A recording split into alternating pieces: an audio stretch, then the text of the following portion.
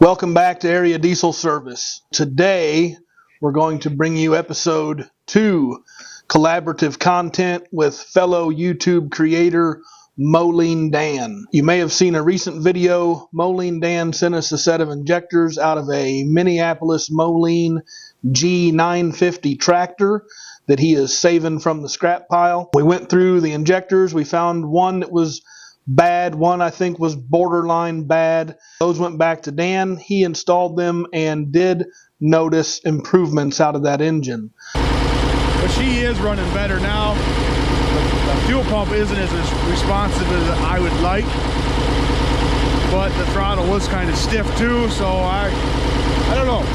We're gonna keep messing around with this one. This machine, as I understand it, was running. He was driving it, and it kind of went into a lack of power and then died. And then the machine restarted and died, and I believe that process kind of continued. When he had first got the injectors in and got the thing running, he thought that the governor was lazy, kind of slow to rev up. Restart and die is a pretty common issue with contamination and basically plugged return circuits.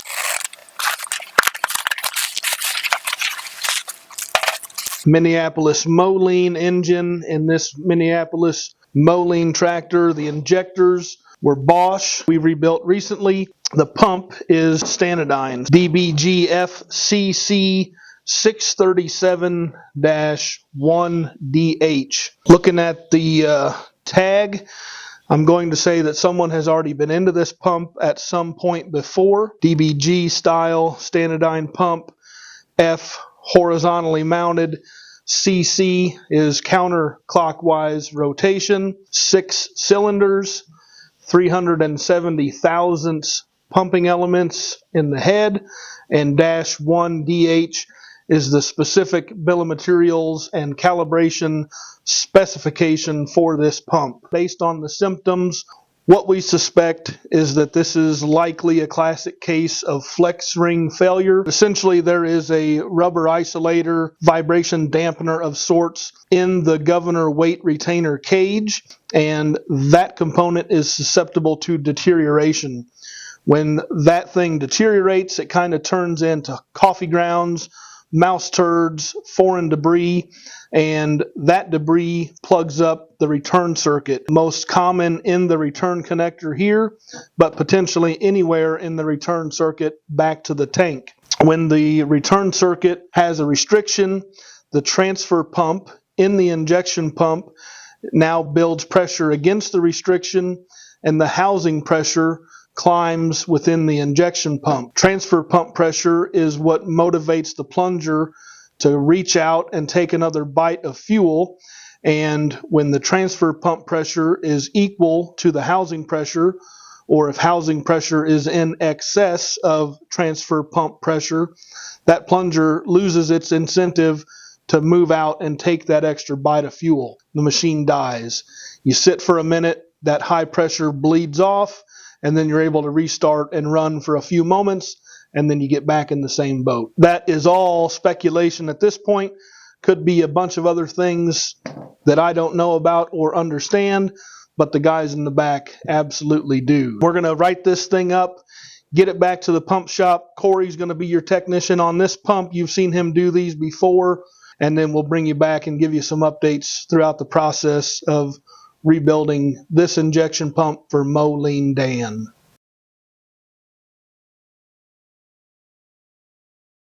Corey back here, got this pump from molinedan. It's actually kind of a less common DBG pump, guaranteed still basically just like all the other ones, but I kind of have a generic rundown of what's going on. I guess he got to start and we redid the injectors for him, and it maybe ran a little bit better, but still not perfect, and then it was starting to die on him. So we're going to kind of tear into this thing. One thing I've just noticed just by looking at it, the inlet here, whenever I shine my light in there, there's definitely some contamination in there. So that's probably his main problem. Luckily, this one wasn't too nasty on the outside, so cleaning up and blasting it was pretty easy this time, thankfully. Whenever I pull this off, I'll see if I can see anything in there. I already made a note of this fitting. I'll know where to put it back. There's nasty on the inside. This don't look terrible, but the check ball moves okay, but we'll still replace it anyway just in case there's some particles in there.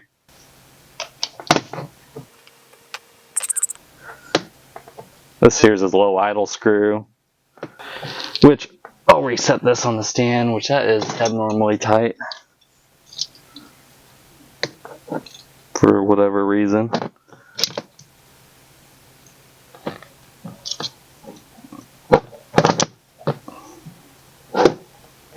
Man, that thing there is tight.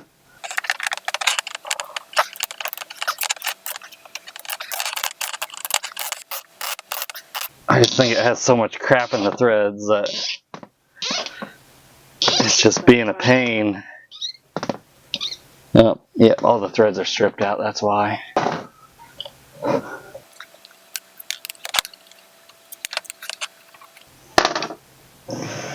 Okay, well, here's the moment of truth. Definitely a little crusty.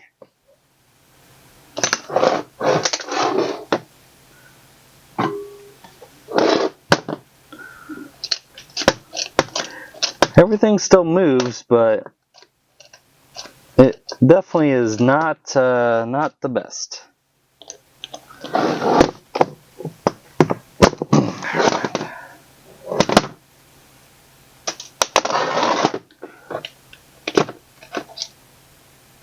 And you can see all the particles there just sitting on top of his throttle.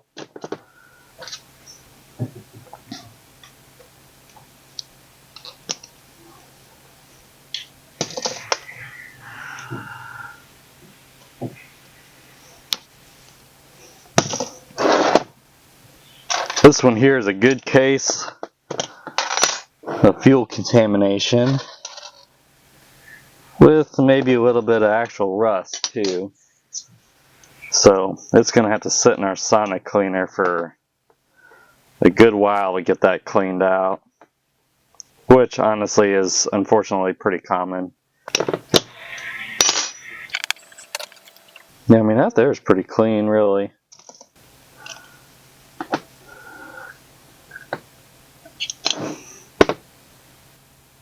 Don't look to be in too bad a shape, other with that just being a little dirty.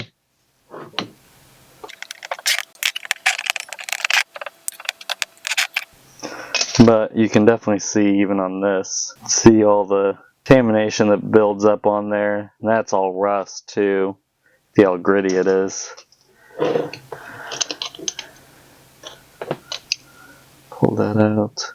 There's two different kinds of fuel contamination. So there's rust from water, but then there's also basically like a gumminess from biodiesel. So, and they both kind of affect your pump in different ways because biodiesel is going to make everything stick and nothing's going to want to move, which is somewhat similar to rust. Man, that baby's tight. Rust will make some things stick, but the main difference is with rust, it eats into the metal and it tears up your springs and stuff like that, and it just really more damages parts to where you can't reuse them, where biodiesel, whenever it gums everything up, it more just puts a layer of film on everything. And normally you can get it cleaned up, whether we have to blast it off or whatever, but overall it doesn't always actually damage any parts. In the long run, it's sometimes not as bad because, yeah, it still makes your pump not run right, but you don't have to replace as many parts. I had an individual send in a pump here recently that had rust in it. It was completely full of rust. And we basically had to tell him that his core was useless. I mean, his pump was useless because I had to replace everything. Basically, the only thing I didn't have to replace was the outside bolts and the housings because everything else had so much rust on it that just wasn't usable. This here, you can see a little bit piled up in the corners here, which some of that might also be his flex ring too. We won't really know until we dig in a little bit more. Dig into this. Yeah, see, his screen don't look that bad, but I mean, it definitely is coated. I can also tell at some point in this pump's life, it has been rebuilt before. Whether he put new O-rings on it, I don't really know. But this O-ring right here is an aftermarket O-ring. So, which it honestly still looks fairly decent. So like I said, I don't know if he messed with any of that beforehand. Get this filter off. Obviously, I'm sure this pump is probably from the 80s, so it has probably been rebuilt at least once in its life. This is transfer pressure regulator. This is definitely something that if that little orifice plate in there is plugged up, or if this piston is stuck, then it can cause some major problems. This one has a steel plug in the end, so that's good. We'll see once that spring cleans up on whether or not I can reuse it. That piston there is shot.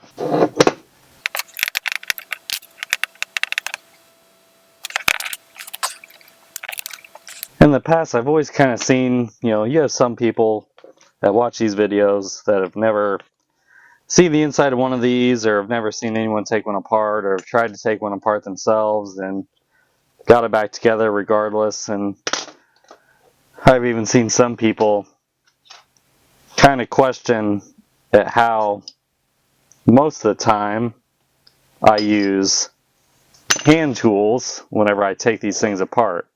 And part of that is, it's just something I'm used to, but also, if I use a hand tool whenever I'm taking these apart, then I can kind of see, okay, was this bolt tight? Was it too tight? Was it not tight enough? I can kind of get a feel maybe of how the pump was maybe put together, or if someone has messed with it in the past, or, okay, this was a little loose, so it might have been leaking. So it's just kind of some food for thought there. But obviously, some pieces, they're so tight that you can't really get them loose by hand. That's rusty. Take out his liner and blades here. That's his vane pump, so it has two blades one direction, two blades the other. This here had oversized blades in it. I can tell by this line right here. So whenever I go to order new blades, I'll put oversized blades back in it, because I'm not going to reuse those. The liner don't look bad, honestly. Once it's cleaned up, it might actually be reusable.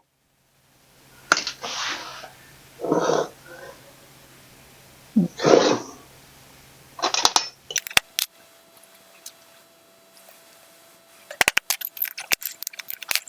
So far I can definitely tell, you can see on that too, that this advances, all that water is settled down in there, so like that spring there, may or may not be usable.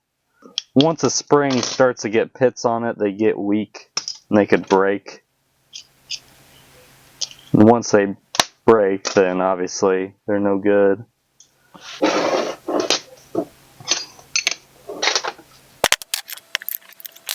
She's definitely rusty. Luckily, it doesn't really look like the rust on this has really eaten into anything too bad yet. It's not like it's been sitting on here for 10 years. Might have only just started to kind of rust here recently, within the last probably year or so. I don't really know how long it necessarily takes, but overall, I've definitely seen a lot worse. Again, this is an actual special bit for these cam screws. It has flat points on them instead of actual real sharp points. Because if you were to run a regular T45 bit into this, it would break that cam screw. And I'm sure some of you know what happens whenever that happens. Not good things. Even something like that, yeah, it looks rusty. Once I clean that up and either blast or buff it, that could probably be reused. We've had a couple pumps that we've worked on that had the cam screws broke off, where before, in the past, we had to cut the housing off. But here lately, we've actually been able to use our EDM machine. It cuts into the cam screw. We basically bore out little bitty holes, and then we can stick a bit in there and get the cam screw out. So ways to help preserve as many parts as possible.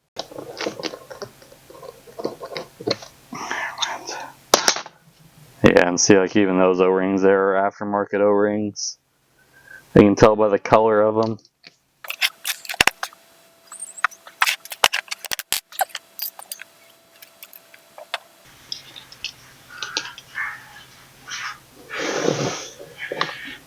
Yeah, see, that came out pretty easy. But that there is, she's nasty. Okay, this actually has a one-piece weight cage in it. His dying problem was not from the flex ring because it doesn't have one. So either he's got some other, whether his return somewhere else down the line is plugged up, whether that return connector was plugged up with some rust and that was causing it, or whether a fuel filter is plugged up or something somewhere was causing it to either starve for fuel or get too much housing pressure, one of the two. Because that was definitely not the problem. It's due to this rust contamination to some extent, whether it's in the pump or somewhere else in this fuel system. Those came out easy, so that's good.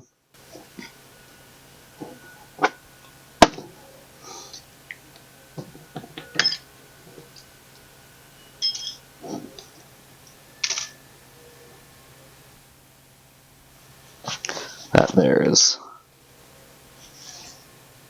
Yeah, because this little return rod in there is nice and free, so. Like I said, I mean, there's definitely rust in here, but it's not like, it hasn't really totally messed everything up yet. Because really, even this cam might be able to be reused, because it doesn't look terrible. Normally, this is one of the first things to go. The rust just eats into them, and then you just can't use them. Because this rotor doesn't look too bad, honestly. It'll probably still work. But I can tell this has an oversized delivery valve in it, but this little OV right here. So that stands for oversize, which is designating that the delivery valve inside of here is oversized. If it was a metering valve, then it would be marked here on the head that it was oversized for the metering valve. Not very many delivery valves are oversized, to be honest, but you'll get one on occasion.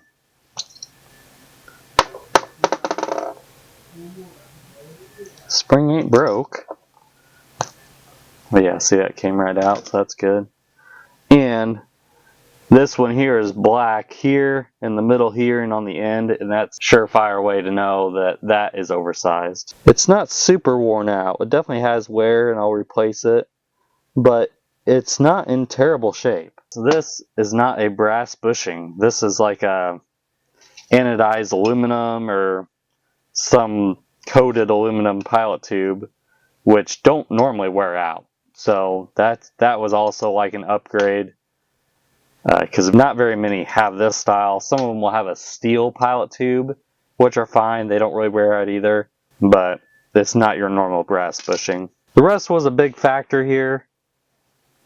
You know, it was definitely causing a problem. Whether or not it was causing the pump to create the problem, or whether his other fuel system was causing the pump to fail, we don't really know. Overall, it definitely needed cleaned out, because the rust would have just gotten worse and worse and worse, and it just would have kept eating into them parts, and eventually they would have been unusable. So I think, in my opinion, they caught it kind of in the nick of time, because any later it could have been getting worse. It was definitely causing a problem, because that thing there is just nasty. I'll clean this up the rest of the way. It's going to have to soak for a while, probably the rest of the day. We'll come back later on, and after it's all cleaned up, and put her back together. Got the pump parts all back in here, got it all cleaned up. It actually cleaned up very well, so I'm pretty happy with that. It cleaned up honestly better than what I expected. There was really only one part on the weight cage that had some rust on it. I'll kind of explain that a little bit later. It's not too bad. Looks kind of rough, but it'll be fine. A little bit new camera perspective here. We're trying something different. You can let us know what you think in the comments below. We're trying this out just to see maybe if it's easier on us, and maybe you guys might like it a little bit better. these few parts right here, honestly, are the only things I'm replacing. So overall, you can see with how rough that pump looked, I was able to save a lot of parts. There's not a whole lot here that I had to replace. Of course, I had to replace the little idle screw because it was all, the threads were all messed up at the bottom, which thankfully I was able to re-tap this hole and it actually turned out just fine. This is the part, the weight cage I was talking to you about, as you can see. So you can see some roughness here, which again, you know, is it really the prettiest thing? No. It has a little bit of roughness on the inside that you can kind of see there. However, where the actual weight pivots, which would be right here in the very corner, there's actually no rust there. No pitting or anything like that. So that's why I'm not super concerned with it, okay? If there was pitting down there, then I would be maybe a little bit more swayed to change this part out. I was trying to avoid it since it is an actual one-piece weight cage. He doesn't have to worry about the flex string. That's why in this instance, I wasn't super concerned. Yes, it looks bad on that one spot, but again, it's on the inside of the pump, so once you get it installed, you're never going to see it. To start, we will build the head, and I will check my timing mark real quick. So we got our degree wheel here. I do have my timing degree wrote down. Here's my timing line right there. So we will check to see that is good. Fit that on there. Follow the arrow. I need 356. And okay, so there's my line. Line that up. We are at 357, which my spec is 356.5, so we are within half a degree, which is where I like it. It's within my desired frame of acceptance, so we're not going to change it. We will go with the rotor here. I got a brand new delivery valve. It is oversized because it has the black and the 3 spots, like I described whenever I was tearing it down. A little 104 on that, make sure that's clean.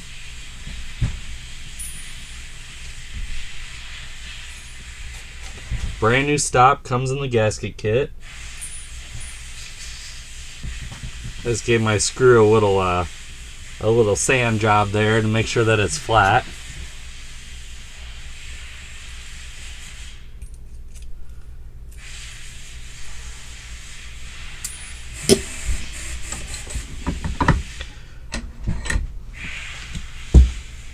Got to torque this into spec, because again, we don't want it to be too loose, so otherwise it might leak, but we also don't want to be too tight because then it could seize the head.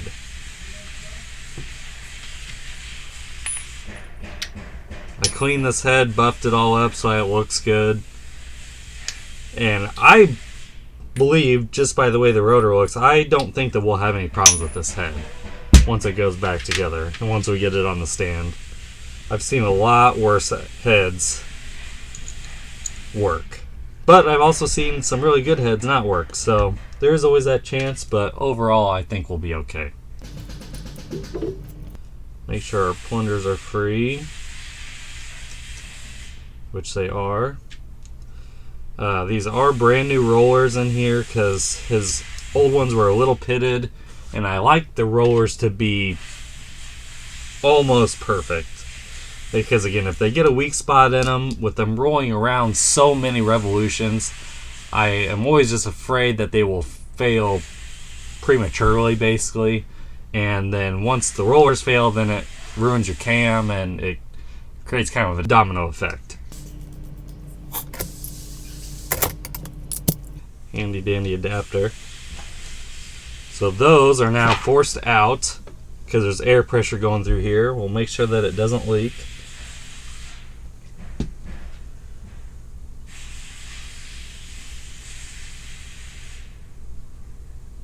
Which that looks good. I don't see any leaks there, which is normal.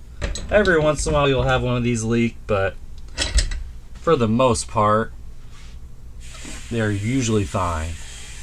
Okay, I got my roller spec here. We're actually turned up. Okay, so we are turned up higher than what I would normally set it. So in that instance, I'm going to leave it alone for right now. Now I'm going to see what it's making for fuel on the stand, and then we'll kind of go from there on whether or not I deem that acceptable, or we need to turn it down or turn it up, whichever. It just kind of depends on how much fuel it's actually making. So basically now the head is set.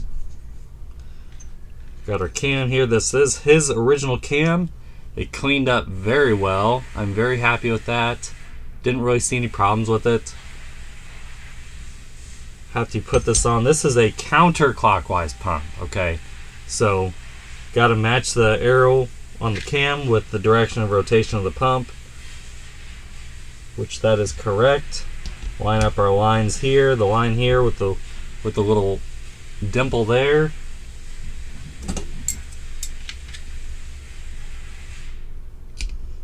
Put our clip on there, so that's not coming off now. We got half moon plates, which these look fine. That looks good.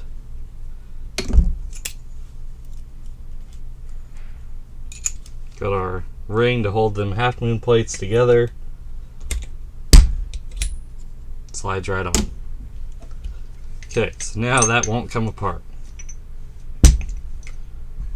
Just gonna line some of these spots up. Make it easier for me to stick the head in. Put our weights in, which I checked these weights. Sometimes they will get wear right here on the back part of the heel. You gotta watch for that. These ones actually looked really good. And you can see, compared to the way they looked before I cleaned them, and really I didn't have to do a whole lot to these. I just ran them through our sonic cleaner, and they cleaned up very well.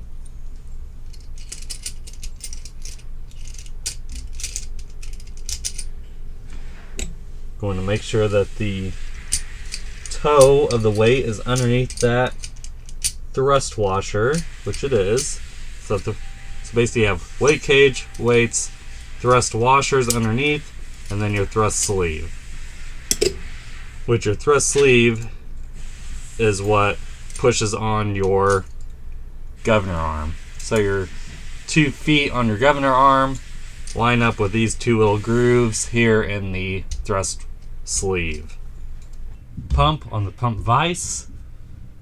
It cleaned up very well again. Didn't really do a whole lot to it, just blasted it. This is his original pilot tube. I thought it looked okay because again it was made out of that other material. It's not brass, so it's a lot more wear resistant. So we got our governor arm here.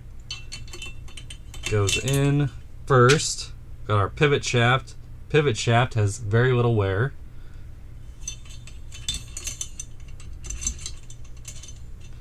Got that in. That moves and it returns back because that's pivoting on that pivot shaft. Got our new O-rings here. Put a little bit of grease on these O-ring, on these plugs, so they won't tear up those O-rings. Okay, try and make these as even as possible. Okay, so that's all good. Moves freely, returns freely. I'm going to put a little bit of grease on the inside of this housing so that head slides in good. So we got our advance here. Head bolt goes through here. As the head slides in, builds up pressure, runs pressure through the bottom bolt, head bolt here. And on this particular housing, there's 2 ports, so one going this way, one going this way. So technically this is just a generic housing. You could use this for a clockwise pump or counterclockwise pump, okay? Those 2 ports there can get plugged up. So of course you always gotta check them before you build the pump. Luckily, didn't make the rookie mistake And this side here, which isn't technically a side that's being used, however, it was plugged full of debris. Had some blaster beads in there, had a little piece of O-ring in there, so I had to push that out, clean that out. So now we don't have to worry about that. This side here, which is the actual side that's going to be used, it was open. So most likely, it still would have worked fine. But again, you don't want all that debris in there getting inside the pump, might plug something else up. So anyways, I looked at that, cleaned that out. Got our head here. I just kind of line everything up, make it easier for me. So we have the metering valve hole, which goes in through the top. The non-threaded cam hole goes to the top because we're using a cam screw instead of a cam pin. And I got the dot for the drive shaft up, which doesn't really matter at this point, but almost forgot my head O-ring. I would have looked like a fool on the camera. Now we can slide this in. Try not to go too far. There we go. Because if you go too far and slide the head O-ring past any of these holes, once you go to pull it out, a lot of times it'll rip it. Which of course is not a good thing. 2 head bolts in here. These are just going in finger tight. Original metering valve here had a little bit of contamination on it. However, it really doesn't have much wear. Wasn't super concerned with it. Gonna reuse it. Should have no problems. Got our shim and our spring in there. That just goes in through your metering valve hole, which that is nice and free. Now, before I go any further, just stick a, this is just a dummy shaft. I'll just put it like that for right now. Just so then I can hold this up a little differently for you guys. Okay, so we have our governor arm hooked to our metering valve here. This is all connected, moves freely, no problems there. So now I'm going to stick my head bolt in through the bottom and make sure that this check ball is free in here, which it is. Sometimes they will stick, so it's just one of those things you got to watch them. One O-ring here at the bottom, another O-ring at the top. Okay, grease, try to not get in the hole.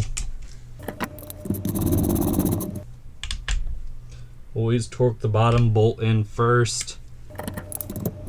I guess maybe doing the camera this way, you guys kind of get to see me work maybe a little bit more naturally, more at my normal speed.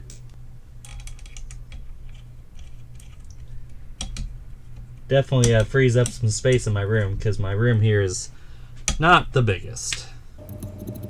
This is just a bushing, so that way this cam screw bit doesn't slip off, basically. It just helps support everything. So basically I screwed the cam screw in here. This is my bit here. I'm going to torque that in. Okay, that torqued good. Now I can take that out. Right now the cam screw is stuck a little bit. Just give it a little smack. Now it's perfectly free. Sometimes whenever you torque it in, it kind of jams it up a little bit. Also, with this one being a counterclockwise pump, the power piston will go on the left-hand side. Also, follows the CC side of the housing instead of just the single C. So we got a brand new O-ring. Goes underneath the piston ring. And like I said, I really didn't have to do a ton to a lot of these parts. They cleaned up well on the sonic cleaner, so it's not like I had to spend an extra, half an hour buffing parts or anything like that.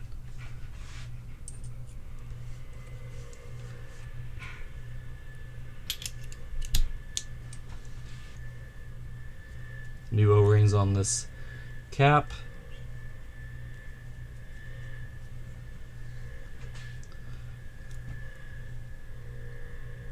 Some grease on here. This here is a little bit different adjuster than normal. A lot of them don't have this hex head. They have an Allen headed bolt. I have seen these before, but they're definitely not nearly as common. Which is kind of nice because on a lot of pumps, a lot of cores that we get especially, the cores can be kind of rough and the Allen headed bolts will get smashed and you gotta, you know, try and fix them or have to just scrap them. So really the hex headed one isn't necessarily a bad design.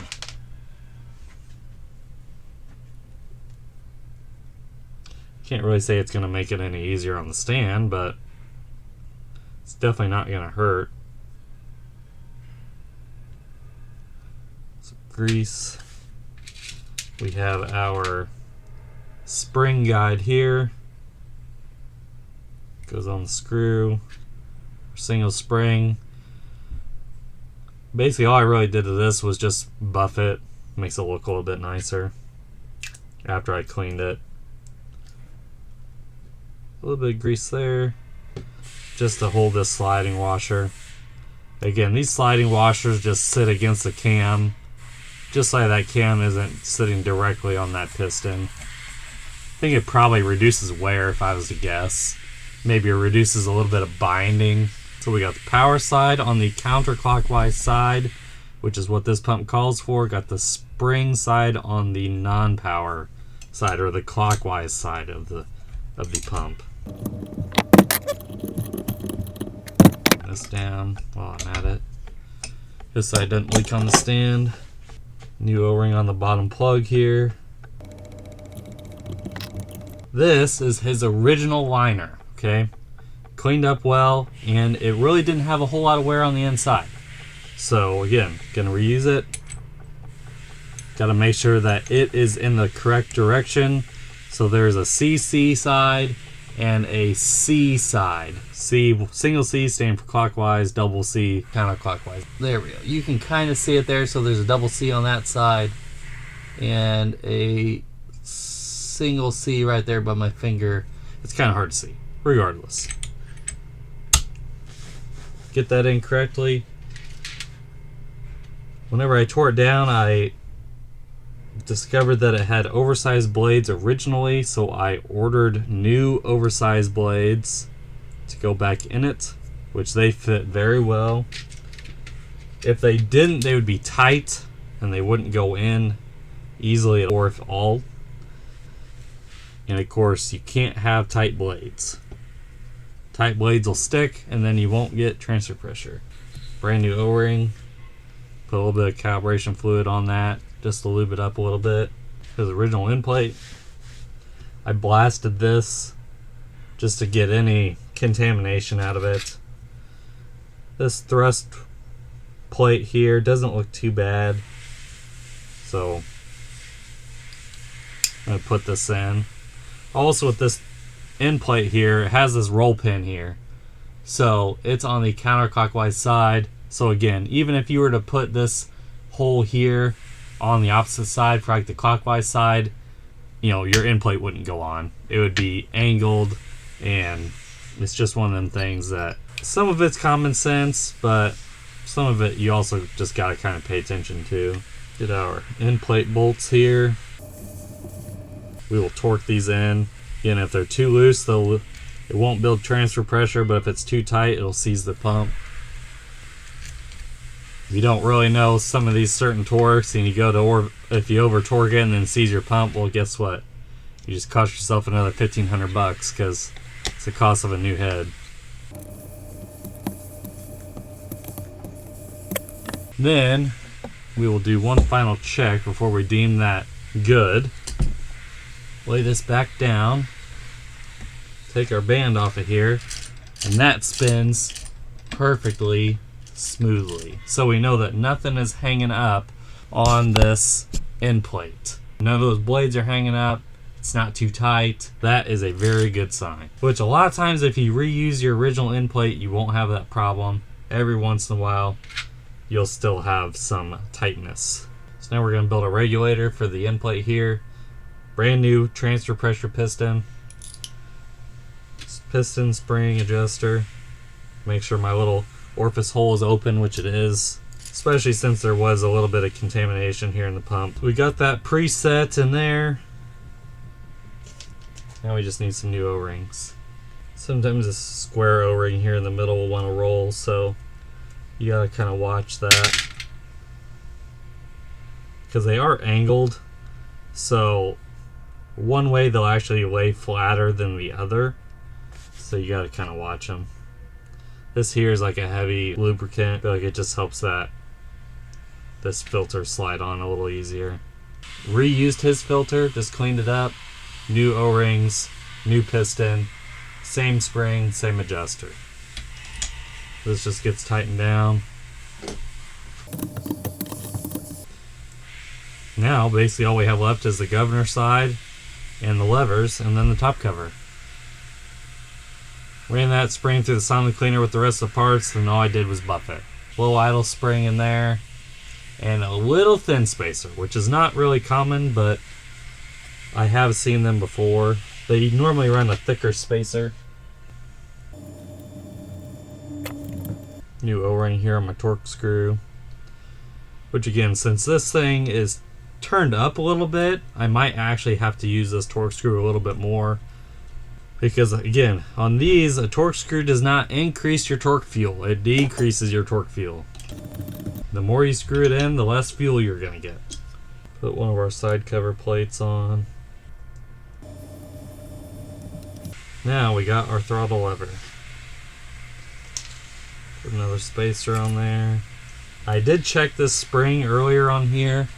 I thought it was fine. It had very, very minimal wear. I do have to change these on occasion just because of the constant going back and forth. It'll wear grooves into these springs. So you definitely got to watch out for that. But this one here was just fine.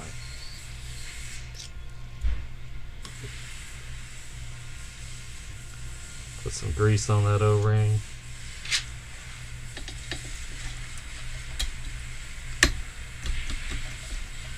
That seems mostly normal for spring pressure. It might be a little light. However, I will say this pump here is kind of unusual in the fact that it has a very low RPM range. So normally on a lot of these pumps, your full load RPM might be, let's say, 2200 engine RPM to 2500 engine RPM. Maybe a high idle of 2500 to 2700. Where this one here, the full load is at 1800. So it's a very low running pump, which is unusual, but it's just kind of, I guess, how the tractor's set up.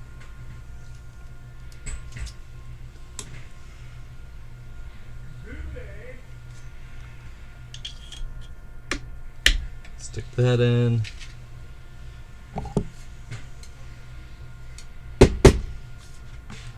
Then we will stick our clip in. This is a shut-off clip. So this pump here does not run a solenoid. It strictly relies on that clip to go to shut off. So you can see that governor arm move whenever I push that back all the way. And that's also why the low idle screw is in the top cover. It cannot be on the lever. Because if it was on the lever, then it'd be a stop screw on this particular pump. So all that's operating very well. This lever's a little loose, so I'm going to try and tighten that up a little bit.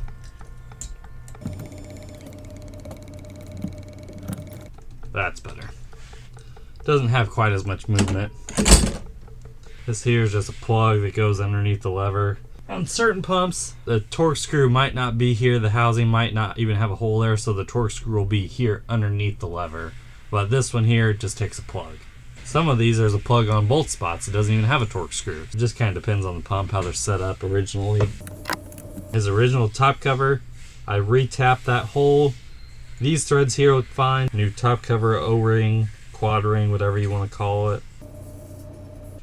I'm changing this low idle screw, because his was messed up originally anyway. But this is a little different style. It has an actual hex head. I like this style a little bit better, so since I had to change it out anyway, I might as well use one that I like, because it's not going to make any difference on the engine. And again, tightens up nice, so those threads are no problem. Tighten these down, and we're getting real close to being done. This here's a brand new return connector, so we don't have to worry about it being plugged up or anything. Has thread tape on it.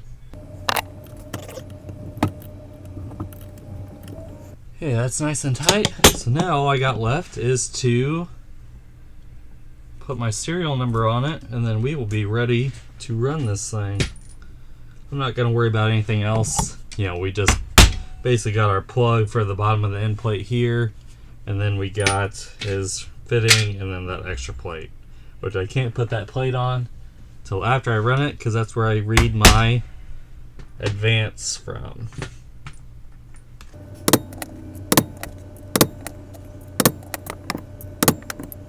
Okay, got this thing all built here. That still spins nice. I can take that out since I have a band here. Went together really well. I'll pull this off, we'll get it on the stand, we'll run it through, and we'll see what it does on the stand. We got the pump hooked up, I just got it warmed up, so I at least know that it pumps. I'm just going to start going through my specs here, starting with transfer pressure, then we'll go through my main fuel, take cranking, hit advance, go through all that, and hit my high idle, and it'll get going pretty good. If it goes good, it should be pretty quick.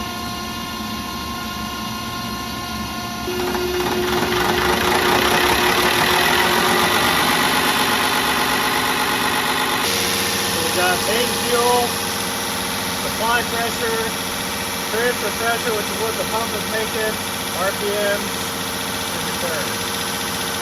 So my transfer pressure is a little high, so I got to bring that down. So transfer pump pressure is what the mechanism inside the pump kind of uses to determine timing and operates with the governor. Right. So it's important that it is set at the proper specifications.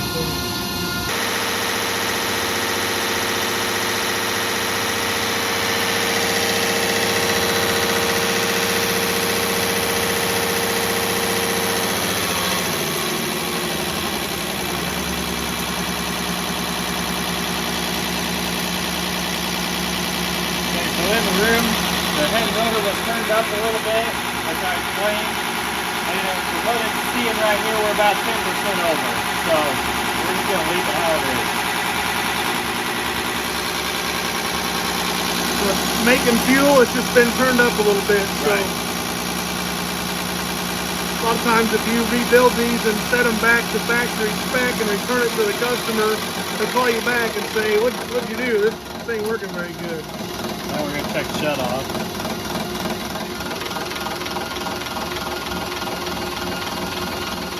Yeah, so that works perfect. Another critical component of the test, right? If the damn thing won't shut off when you're done rebuilding it, Right. you also have a frustrated customer. Now we're going to check cranking. So in cranking, you need both fuel delivery and transfer pressure. Because if your transfer pressure is too low, then you won't get your fuel delivery. Cranking is also probably the most, it's the hardest spec to make, right? Right. The pump's not being turned fast, and if it doesn't make good cranking fuel, it results in a hard start. It's one of the reasons why engine cranking speed, right? Good battery, good starter, those things are real critical to a properly starting engine. So you always hear about people talking about having to use ether, or their tractor is ether trained, and it's the operator that's ether trained because they've been neglecting a starter or a battery issue for 5 years. So get off the ether and fix your starter or your pump. Well, this one here, the head is real good because it's making 63 and I only need 40. And what's the highest fuel delivery spec? The max fuel delivery is 89. Yeah, so it's making 63 out of 89 just at cranking. 89 is the max fuel delivery. It delivers 63 when it tries to start it. So now we will try and check our advance.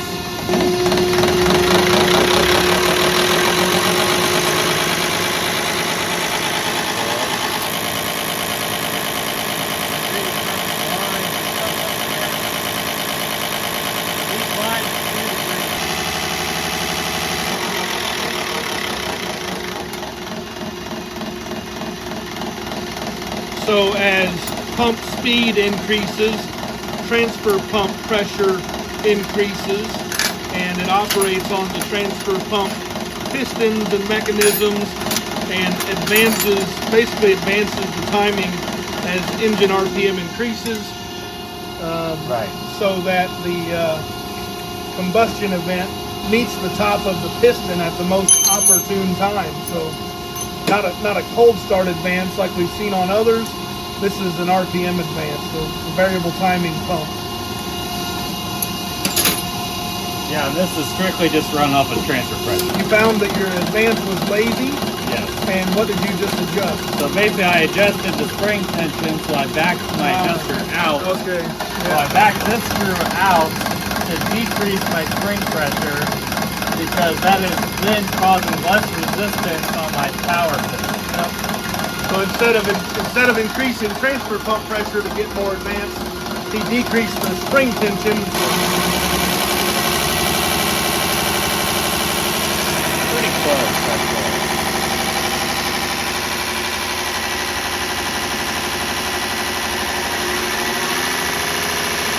We're right on spec now.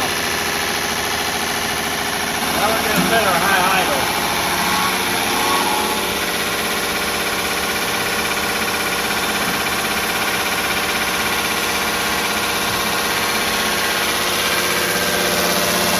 Basically now we're getting too many RPMs.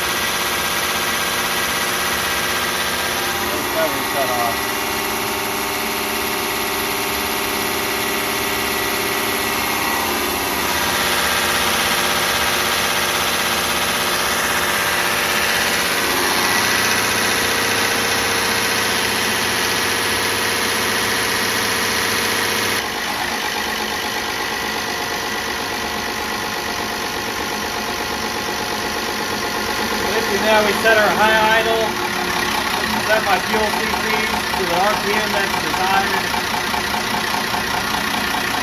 check my governor cutoff, and now I just got to set my little idle.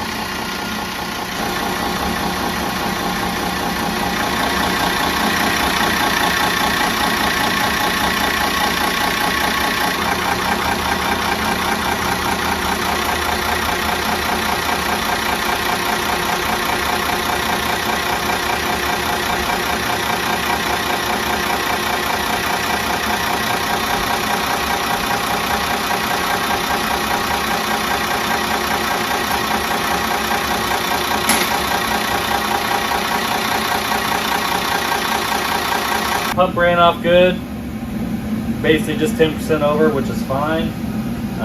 Everything else was set fine, so overall I think his probably main problem was just his bad fuel, which is a common problem. Bring it in, clean it up, we look through it, go through it, fix all the necessary parts. You know, on this one here is a repair job, so we're trying to keep him from spending too much money compared to going through everything and replacing every, you know, minor imperfection. And voila, you still get a high quality pump that's going to run great on the engine. Pulled off the stand, didn't come in painted, so I'm not going to paint it. And I'll put his fitting on, make my new name tag, and we're going to send it out. Whether you think it's an easy job or hard job, new or old, we can pretty well handle it. So you guys got a job you think you need done, send it in, we'll take a look at it. After doing this for 50 years, if we don't have it on the shelf, chances are we can find it. Area Diesel Service is devoted to providing a high-quality customer experience and a high-quality part. Factory authorized, rebuilder, and distributor for all of the major Tier 1 OEM suppliers for diesel fuel injection and turbocharging systems. Brands that you are familiar with like Bosch, Delphi, Denso, Garrett, Holset, Borg-Warner, and more. And we are distributors for many other diesel-related components, overhaul kits, water pumps, starters, alternators, after treatment emissions components, performance products, and the like. We have these products on the shelf ready for same day shipping. If you do reach out to us and let us know that you learned of us through our YouTube efforts, we'll drop you a hat or some gloves, fender cover, whatever swag we're peddling at the time. Just let us know that you came to us from YouTube and we'll hook you up with something. That's it. Thanks for watching.